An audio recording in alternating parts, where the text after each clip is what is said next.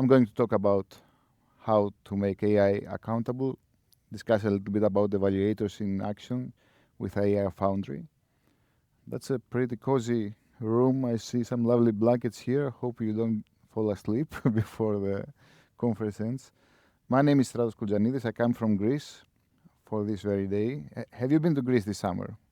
I saw so many people from UK. No, but you've been to Greece, right? Okay, cool. Feel free to reach out when you come next time. I live in Thessaloniki, in northern Greece. I'm a senior consultant working at Microsoft, and my organization deals about implementing and monitoring, govern AI and other solutions that are robust and trustworthy. I like when I talk about AI observability at this kind of audience. Actually, do we have developers here? Gen AI developers? No. Are we all SREs? That's cool. I'm talking about observability in AI era, this kind of audience, because developers, since ChatGPT was out there, they're like that, right? Are really excited. They make wonderful things. I'm a developer myself too, among other things, so I'm not judging, but I say it's something very new, very excited. People think that they can do magic. Yeah, they put data in, they get the useful responses, and they're really happy about it. But how does it work? Nobody really knows. And if something goes wrong, what do you do? And of course, the responsibility and the sweating bullets effect comes to you people when you have to deploy the code or when you have to deploy a change to the code, which could be a change to some prompts or an agent that does some things but breaks other things. Imagine you have an AI application and suddenly a chatbot, let's say, which is a very common scenario, and suddenly it starts speaking Klingon. You have two solutions. Either you have observability in place and you try to find where is this rogue model that suddenly starts translating in Klingon. Either you go and start implementing universal translators to satisfy your users, but you have to do something. And another common scenario is that you have systems that they give responses, but nobody knows why or if it makes any sense.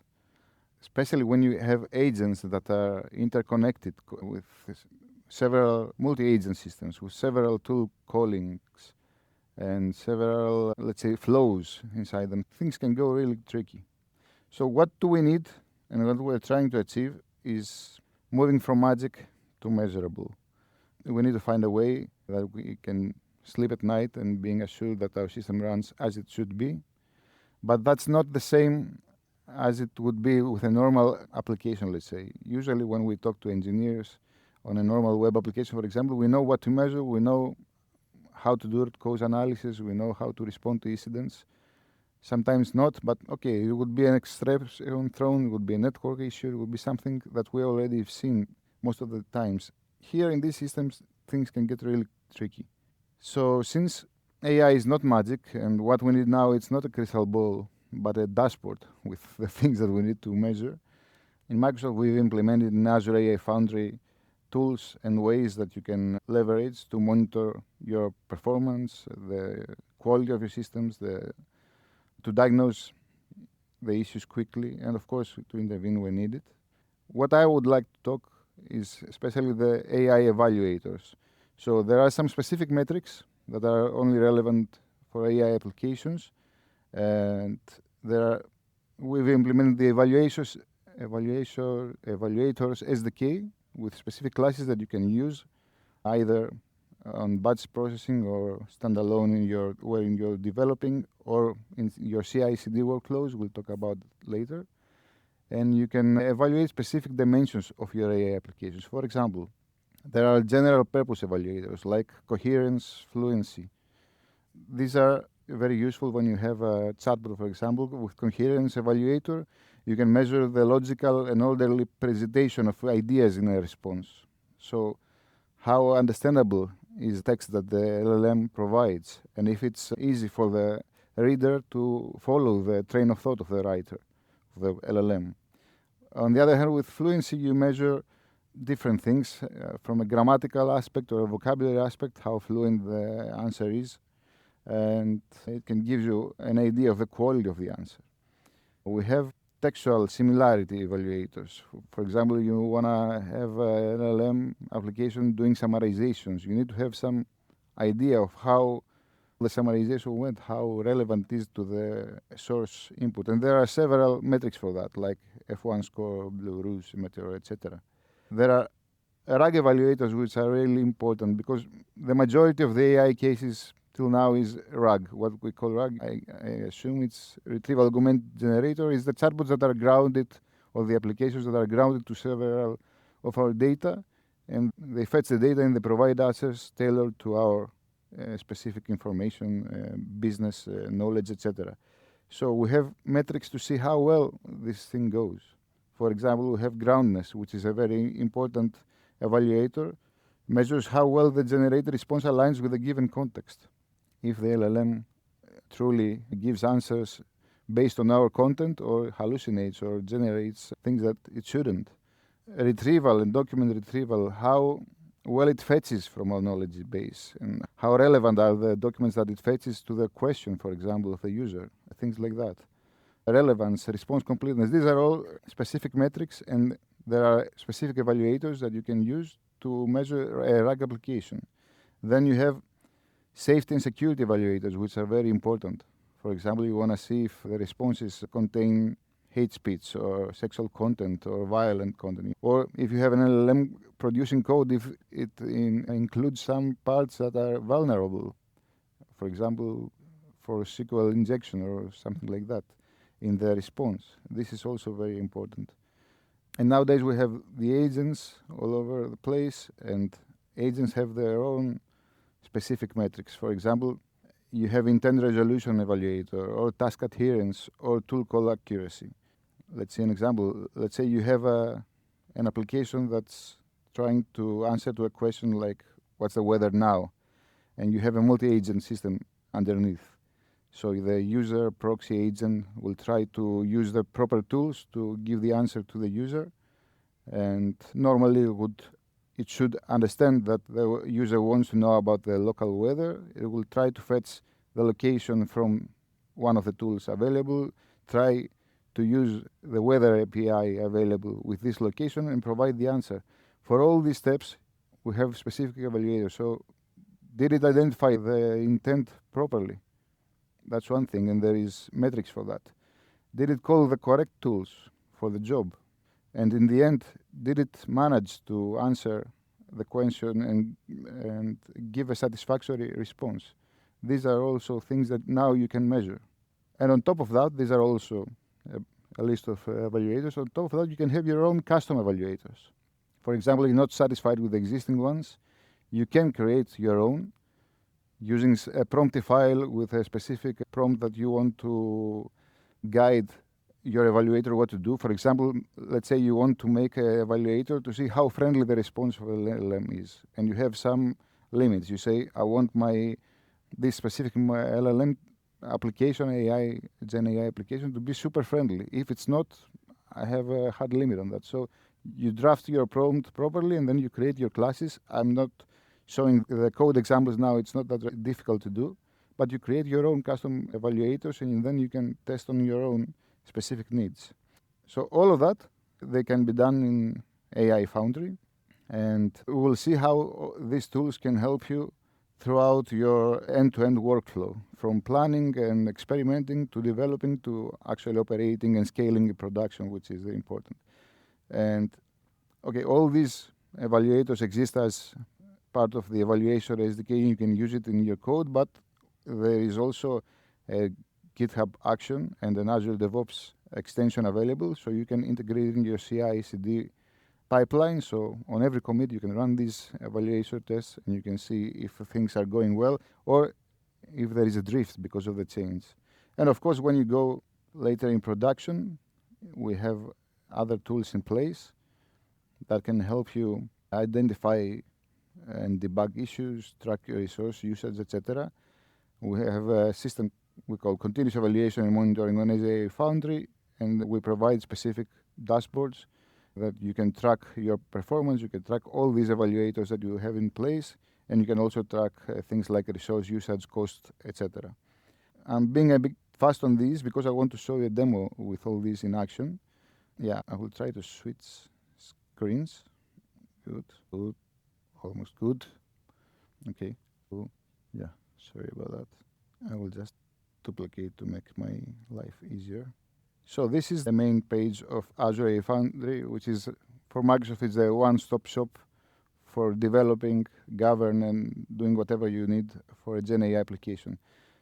When we start developing, before evaluating our own system, it's very good to have a way to evaluate the models that are available and we would like to work with. So here we can find a big variety of models to use, and we can see some leaderboards on different metrics like quality, safety, costs, and we can actually I can expand this a little bit. We can see a lot of things about them. We can read if we're not aware what each metric means, but there are a lot of benchmarks, so it's easier for us to choose the right model. After we do that, let's say we create an agent. We can do it in every platform and every technology we like. I built some for our demo purposes in AI Foundry. It's this one.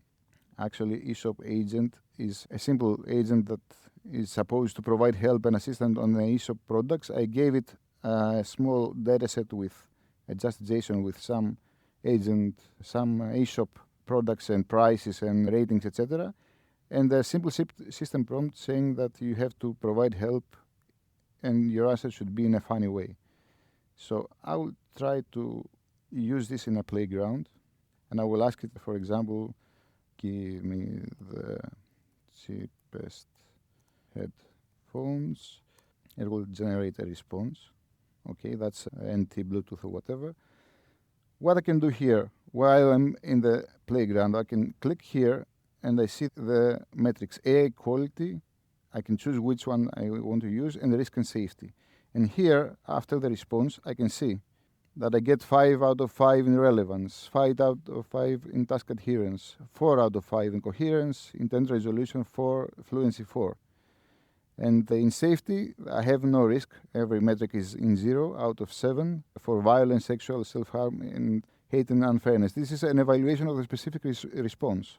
And I see that I used the file search to get the data from my knowledge base. But if I go to thread logs here, I can see all the steps of this response. And if I go to the evaluations here, I can see and understand why this evaluation took place. For example, for coherence, I got 4 out of 5, and I know why now, because the response is coherent as it directly answers the query with relevant information, etc., etc. For fluency, I can see why I got 4 out of 5. And task adherence, etc., etc. Okay, this was a simple request, and it was easy for the model to answer correctly. But of course, things can go wrong, and in this way, I can have while I'm developing, I can have a way to tracing my problematic parts of my application, maybe improve my prompts, maybe improve my knowledge base, etc., and see what goes wrong and what goes right. This thing can also be integrated in a CI/CD workflow, as I said, and I built a second agent that is a bank AI banking assistant, let's say, but I will feed it with the same dataset, and I will make questions about this kind of eShop product, so this will probably not work as it should, and I will see how the results are explained by the evaluation. This is the GitHub repo where it hosts our GitHub action about the evaluations. It's called Azure AI Evaluation GitHub action, and you can see that it supports all these evaluators that are listed here, but you can also see how easy it is to use it. What we need is just a sample data file with some questions formatted in a specific way, and then we just specify which evaluators I like to use. And that's it.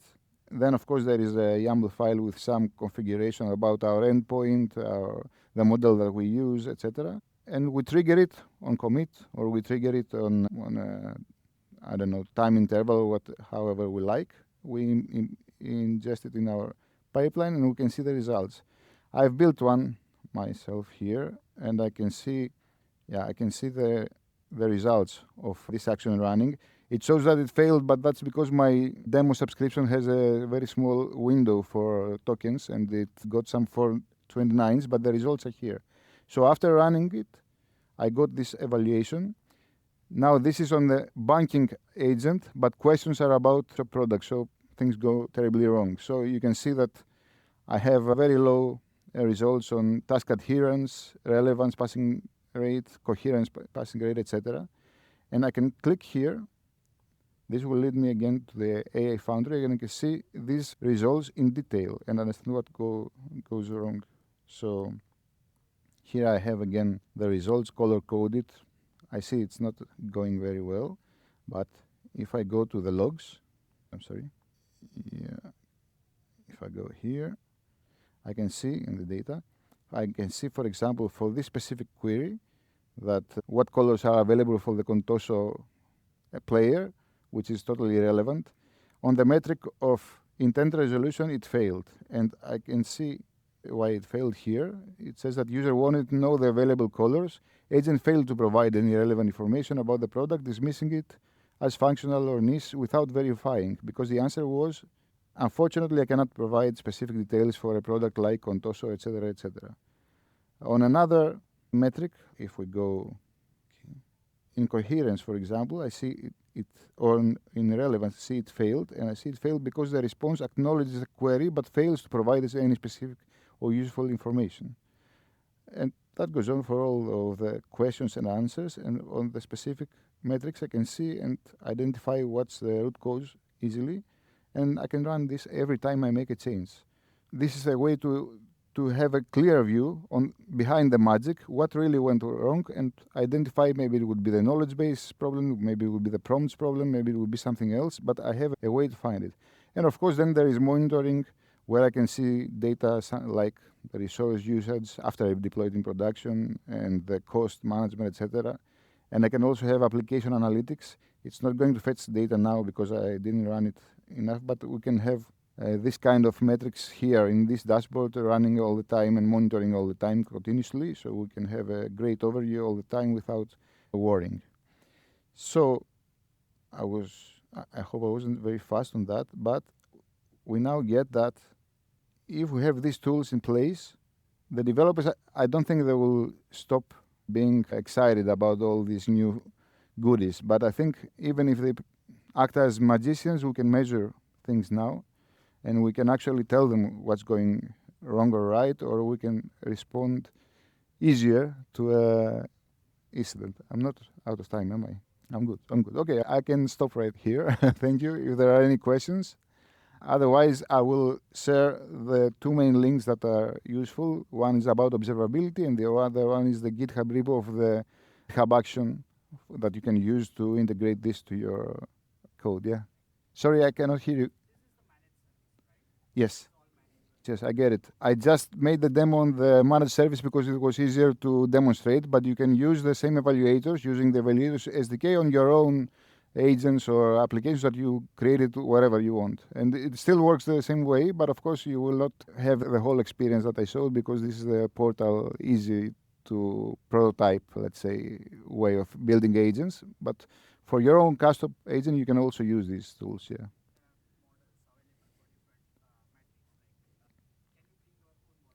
Yes, you can. These models that are available in Azure AI Foundry and the leaderboards are benchmarking, but you can also have your own. That's true. That's true. Yeah.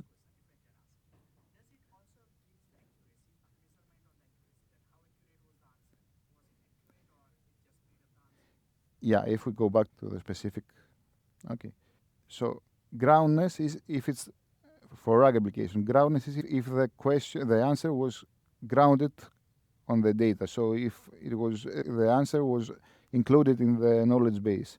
Relevance is if it was relevant. If you combine these, and you can combine also with document retrieval, so if it fetched the correct documents to provide the answer, you get an overview of how accurate it was.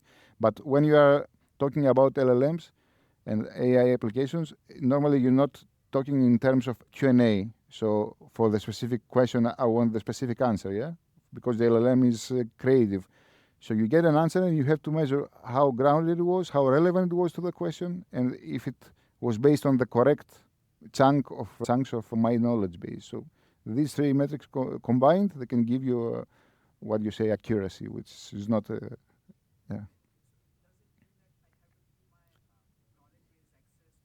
Yeah, when yes, and of course you give access to the evaluators use your knowledge base, and of course they also on your data set you give examples. So you give an answer and you give maybe a ground truth. There are depending on the evaluator there are different ways to construct your data set to use it for the evaluator. Some of them need some ground truth to understand if that was relevant. There are others that they don't need any ground truth. They just understand if this is relevant. For example, if I get a question and a response, even if I don't know the ground truth, the knowledge base, the LLM can say that this is relevant to the question or not. Yeah. Others they need ground truth to see if the document retrieved was the correct one or it should retrieve something else. Sorry. Yeah. Yeah.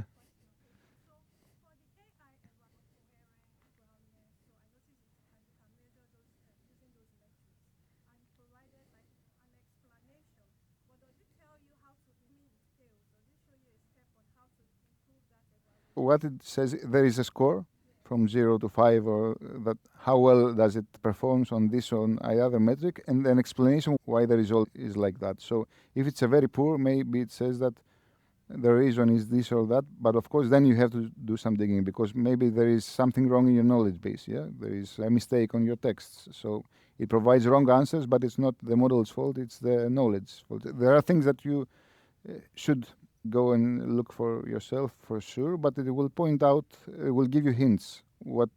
Yeah, and of course you can create your own evaluators to evaluate specific things that are relevant to your own application. As I said, you want it to be very friendly. There is no evaluator for that, but you can build your own, and then you can see if a question is a bit rude, you get a low score, and you draw. And